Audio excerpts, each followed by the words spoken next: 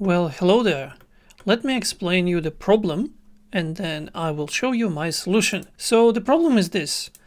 In Fusion 360, you can put canvas by specifying face that you want to put it on, and it works perfectly well. You can put it if you have a side view of your picture, and then you can, go ahead and develop. But what if the picture you have is like this, which is more like perspective view? Well, in this particular case, it's actually orthogonal, but what if it's this from not one of the main axis view? Well, in this case, there is no good solution. There is something called background, and you can try and do that. And that's it. That's what it does. It puts it at where you had your camera. But as soon as you start moving your camera, the canvas stays in place.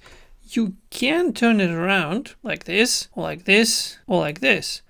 But good luck aligning it with your grid lines, because I don't understand exactly how they think it should be aligned so that it will be still perpendicular to your view and aligned with the grid lines. And that's where my very tiny little plugin comes in. You install this plugin, you get that thing, you can specify the image, and now if you pay attention, while I'm dragging it around, the canvas is actually sticking to my camera. Technically, it would be enough for me to just go ahead, put it somewhere where my image has some lines, and then try and find the combination of rotation and up-down rotation so that lines align. But there is a better way. You can put it in the center, and then you can use one slider to just spin it around Z-axis, in which case I'm trying to align my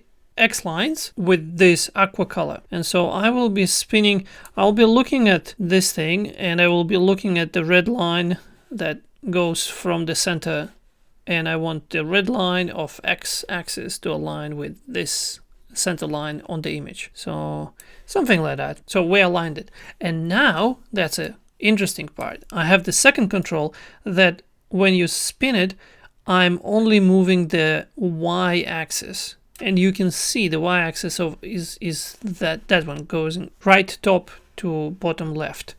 And while I am moving it, I'm only moving the green line, this green line. You see this green line?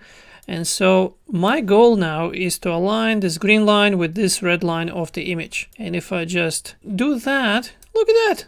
Now both lines are aligned. I have my X line of my grid aligned with this aqua line on the image, and I have my green line aligned with the red line on the image.